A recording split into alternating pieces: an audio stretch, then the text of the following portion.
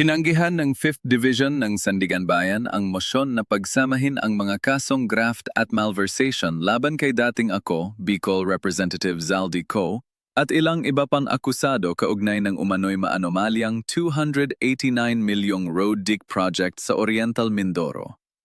Sa desisyon ng korte, binigyang diin na ang pagkonsolida ng dalawang kaso ay magdudulot lamang ng pagkaantala, lalo't nakatakda na ang pre-trial at evidence marking ng kasong malversation sa unang bahagi ng 2026. Dahil dito, magpapatuloy ng hiwalay ang paglilitis sa graft at malversation na kaso, bawat isa sa sariling dibisyon.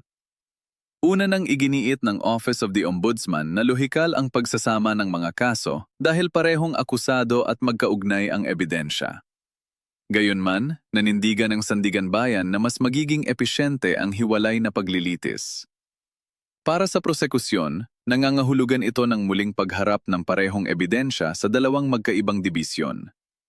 Para naman sa depensa, dagdag na hamon ang sabay na paglilitis na maaring magpahirap sa kanilang estratehiya. Ang mga kaso ay nag-ugat sa alegasyon na ang flood control project sa Oriental Mindoro ay substandard at nagdulot ng malaking pagkalugi sa pamahalaan.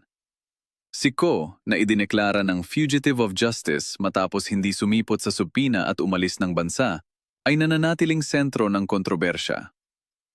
Ayon sa mga tagamasid, ipinapakita ng desisyon ng Sandiganbayan ang determinasyon nitong ituloy ang pananagutan sa mga kasong katiwalian, kahit pa nangangailangan ito ng hiwalay na paglilitis. Malinaw na mensahe rin ito na ang mga kilalang personalidad ay hindi makakaiwas sa pagsusuri ng batas.